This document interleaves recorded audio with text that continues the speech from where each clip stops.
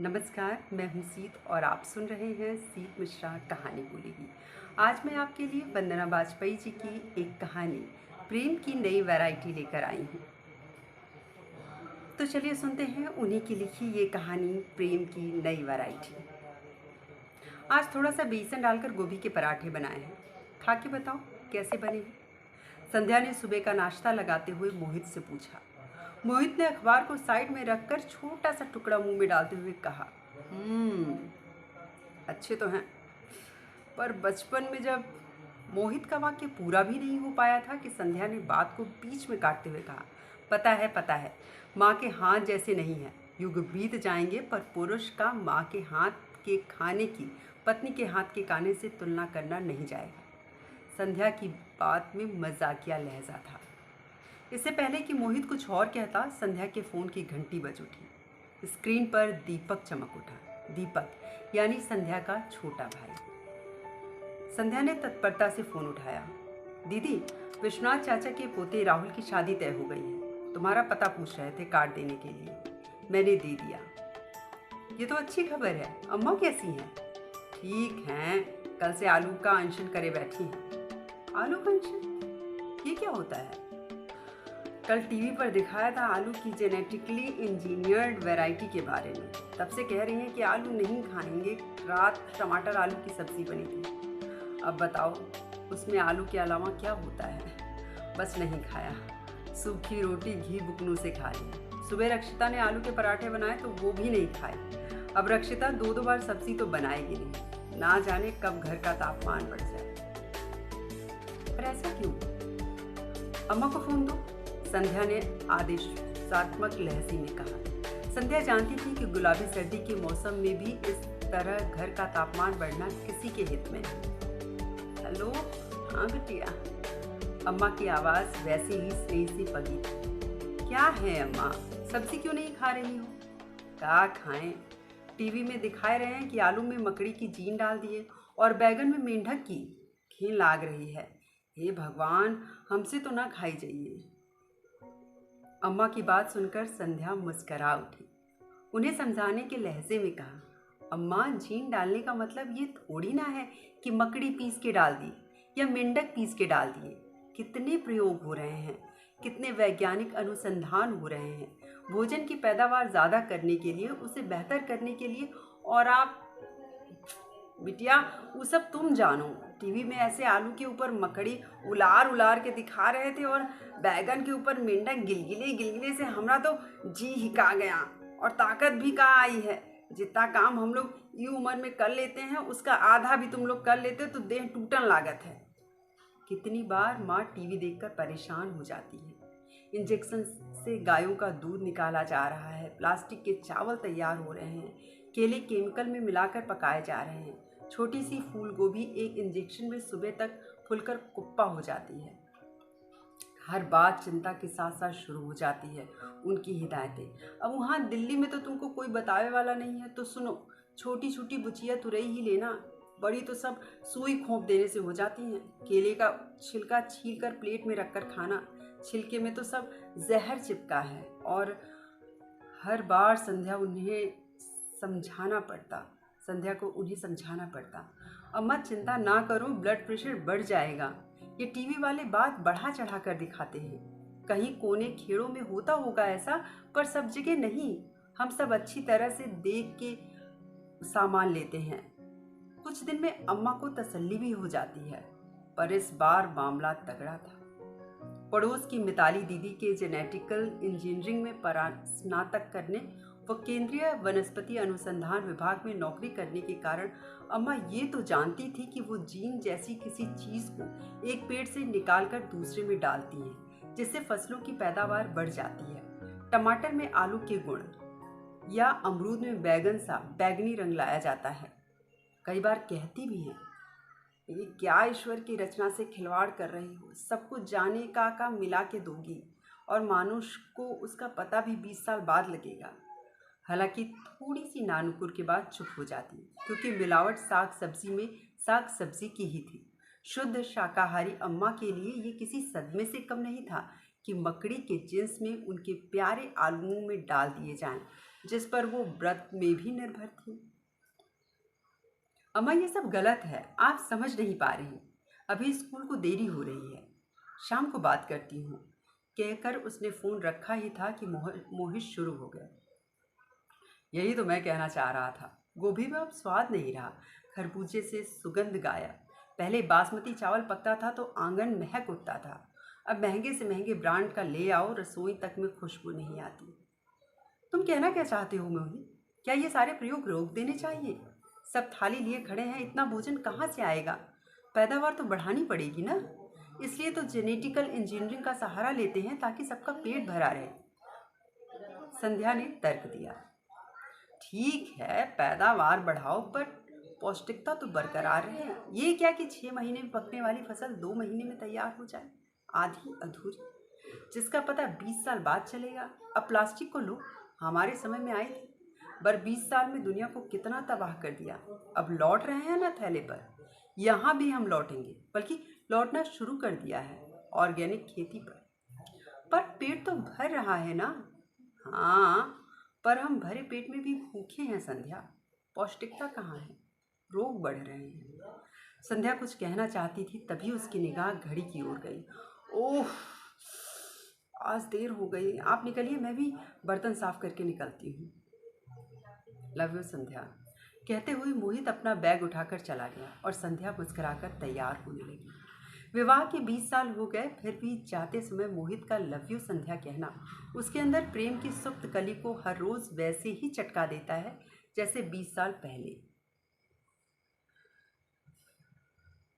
वैसे भी ये झगड़ा थोड़ी है, जहाँ पति पत्नी दोनों पढ़े लिखे हों वहाँ ऐसी बौद्धिक बहसें तो हो ही जाती हैं। ये अलग बात है कि ये बहस अक्सर होती थी, क्योंकि जहाँ संध्या नई वैरायटी के पक्ष में थी, वहीं मोहित उसके खिलाफ। संध्या ने बर्तन साफ कर साड़ी बदली और चेहरे को ठीक ठाक कर स्कूल की ओर रुख किया। दूर से ही सड़क के उस छोर पर एक प्रेमी जोड़ा रुके हुए स्कूटर पर एक दूसरे के साथ कुछ अंतरंगता दिखाते हुए दिखे। यूं तो दिल्ली की सड़कों पर ऐसे नज़ारे आम होते हैं, पर वैलेंटाइन डे के आसपास बढ़ जाते हैं। सड़कों पर इतनी अंतरंगता एक प्रेमी जोड़े को भले ही ना परेशान करे, पर आते जाते लोगों के मन में विस्तृणा भर ही देती है। उसे अम्मा की बात याद आ गई। टीवी में ऐसे आलू के ऊपर मकड़ी उलार उलार के दिखा रहे थे और बैगन के ऊपर मेंढक गिलगिले से। हमारा तो जी हिका गया। जनरेशन गैप को याद करते हुए उसे अपनी ही सोच पर खींच हुई। उसे युवाओं का कंधे उचकाकर ये कहना याद आया, उफ, ये मध्यम वर्गीय संस्कार। उसने गर्दन दूसरी ओर घुमाते हुए आगे कदम बढ़ाना जारी रखा, पर उसे आते हुए देखकर वे दोनों थोड़ा छिटक गए। थोड़ा और आगे बढ़ने पर उसने ठिठकने का कारण समझ आया। लड़का पड़ोस में रहने वाला जयेश था। उसने राहत की सांस ली। जयेश की एक गर्लफ्रेंड है, ये बात मोहल्ले में सबको पता है। रितिका, हाँ यही नाम है उसका। उसने मन ही मन दोहराया। बड़ी बड़ी आंखें, लंबा कद, चंचल हंसी। पिछले साल से वो उसके साथ है। उसकी माँ भी अक्सर कहती है कि अब बच्चे बड़े हो गए हैं, एक दूसरे को पसंद करते हैं, तो उनकी हाँ की देर है, हम शादी करा देंगे। कहती तो वो तब भी थी जब रितिका ने पहले नैना जयेश का साथ था, पर वो 7 साल भर भी पूरा नहीं कर पाया। चलो, सबकी जोड़ियां भगवान बनाते हैं, सोचते हुए वो आगे बढ़ी। थोड़ा पास जाने पर अनायास ही नज़र उस लड़की पर पड़ गई। ये रितिका तो नहीं थी। जयेश ने ही परिचय कराया। आंटी, ये मेरी फ्रेंड मिताली। उसने आंखों से नमस्ते का उत्तर दिया और आगे बढ़ गई। विचार अपने काम पर लग गए। कैसा लड़का है जयेश, हर साल 2 साल में नई गर्लफ्रेंड, मन कहीं टिकता ही नहीं। उसने विचारों को झटक कर स्कूल चल दी। क्लास में आकर उसने पढ़ाना शुरू किया। पाठ 5, कबीर के दोहे। पीछे से हंसने की आवाज़ें आ रही थी। उसने 2 स्टूडेंट्स को खड़ा किया। क्या है तुम्हारे हाथ में? Ma'am, Coca Cola. क्लास में कोका कोला पी रहे हो? इधर रखो लाकर, यही पनिशमेंट है। नो मैम, सॉरी मैम, इधर लाकर रखो। उसने आवाज़ तेज की। Please please ma'am. मैम, वो नहीं रखेंगे, उसमें वोदका मिली हुई है। लड़की को प्रपोज करना है, लिक्विड करेज की ज़रूरत है। पीछे से आई इस आवाज़ पर पूरी क्लास हंस दी। संध्या परेशान हो गई। 13 से 19 की नाजुक उम्र, हार्मोन्स का असंतुलन, पर लिंग के प्रति एक सहज आकर्षण। कितनी क्लासेस लगती है सेक्स एजुकेशन के लिए, एक्सपर्ट मनोचिकित्सक बुलाए जाते हैं, फिर भी शारीरिक आकर्षण को ही प्रेम समझ रखा है। पढ़ाने में मन नहीं लगा। पीरियड के बाद स्टाफ रूम में बैठी ही थी कि टीचर्स की आपसी चर्चा कानों में पड़ी। क्लास 9th बी के गौरव ने हाथ की नस काट ली। वनीता ने उसके प्रेम को स्वीकार करने से इनकार कर दिया था। हॉस्पिटल लेकर गए हैं उसे। क्या हो गया है आजकल के बच्चों को? मिसेस देसाई, आप माने न माने, सब इंटरनेट का दोष है। पढ़ाई लिखाई की उम्र में प्रेम प्रेम सर चढ़कर बोल रहा है। इधर 6C का हाल सुनो। तान्या रो रही है। पहले तो कहती है पेट दर्द है। बहुत समझाने पर बताया कि उसके बॉयफ्रेंड ने उसकी दोस्त इशिता को प्रपोज कर दिया है। अब बताइए, जिस उम्र में नाक पोंछने की ठीक से तमीज़ नहीं आई, वहाँ बॉयफ्रेंड गर्लफ्रेंड बन रहे हैं। ये दिल कितनी बार टूटेगा जुड़ेगा भाई? अंदर आती हुई इंग्लिश टीचर सोनाली ने कहा। अब आप लोग कुछ भी सोचो, टूटेगा जुड़ेगा तभी तो परमानेंट साथी मिलेगा। ये आज की जनरेशन माँ बाप ने बांध दिया, उसी फंदे में बांधकर ज़िंदगी नहीं काट देगी। वैसे कुछ भी कहो, 11C की निशिका को सबसे ज़्यादा रोज़ मिलेंगे, देख लेना। उसने चहकती आवाज़ में दिशा में देखा। 28 साल की साइंस टीचर मेघना 2 साल से अपने मित्र प्रशांत के साथ लिव इन में रहती है। उसे ऐसे ही कमेंट की आशा थी। सास ससुर ननद देवर का ही नहीं, शादी का बंधन भी नहीं पसंद। फिर भी कितनी बार अवसाद की शिकार हो चुकी है। अभी भी एंटी डिप्रेशन चल रही है। कब तक खाएगी? मन हल्का करने के लिए उसने बाहर गार्डन पर नजर डाली। उफ, बिना फूलों के पौधे जैसे करा रहे हों। प्रिंसिपल की लाख हिदायतों के बाद भी स्कूल में एक भी गुलाब का फूल नहीं बचा। उसे याद आया कि पिछले साल वैलेंटाइन डे पर उसके गार्डन से भी बच्चे दीवार फांद फांद कर रातों रात गुलाब चुरा ले गए। जब पूजा के लिए फूल लेने घर के पास वाले मंदिर के बाहर की दुकान पर गई तो बहुत से युवा 500 रुपये का एक खरीद रहे थे। ना चाहते हुए भी पुष्प की अभिलाषा चाह नहीं की। पंक्तियाँ उसे याद आने लगी। किसको फिक्र है पुष्प की अभिलाषा की, खासकर जब वो अपनी अभिलाषा की राह में बाधक। सारा दिन यूं ही खिलते मुरझाते बीत गया। घर लौटते समय कुछ ज़रूरी सामान की लिस्ट याद आई। 2 दिन से टाल रही थी, आज ले ही लूँ का फैसला कर घर के रास्ते में पड़ने वाले मॉल में रुकी। आज मॉल कुछ ज़्यादा ही जगरमगर कर रहा था। लाल दिल आकार के गुब्बारे, टेडी बियर और चॉकलेट, बड़े बड़े रैपर में पैक गिफ्ट्स के साथ साथ कॉन्डम और बर्थ कंट्रोल पिल्स भी बहुतायत में खरीदी जा रही थी। एक हूंक सी उठी, क्या यही प्यार है? फिर इसमें से कितनों का प्यार टिकेगा, कितने का अगले साल तक चलेगा, कितनों का अगले माह तक, या केवल। इस बार उसने सर झटक कर खुद ही अपनी सोच को पिछड़ा हुआ घोषित नहीं किया। नहीं, ये केमिकल का धोखा नहीं, प्रेम है। वो बुदबुदाई। तभी तो प्रेम को केवल शारीरिक स्तर पर ढूंढते एक साथी से दूसरे साथी तक भटकते युवा ज़्यादा अतृप्त हैं, ज़्यादा भावनात्मक समस्याओं से जूझ रहे हैं, ज़्यादा मानसिक ग्रंथियों के शिकार हैं। अचानक से ही मोहित के शब्द उसके कानों में गूंज गए। हम भरे पेट भी भूखे हैं संध्या। शायद मोहित सही कह रहे थे। जहाँ पैदावार तो बहुत है पर पौष्टिकता कम। यही तो है प्रेम की नई वैरायटी। उसे अपने विचारों से घबराहट होने लगी।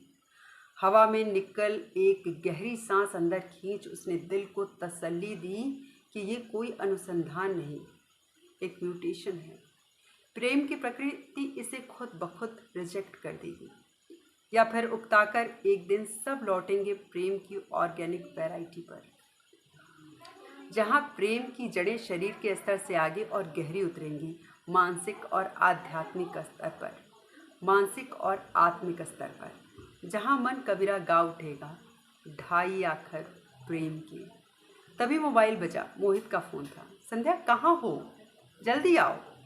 संध्या तेजी से घर की ओर चल दी। वो जानती है शादी के इतने साल हो गए, फिर भी आज भी शाम की चाय मोहित उसके बिना नहीं पीता। Thank you so much.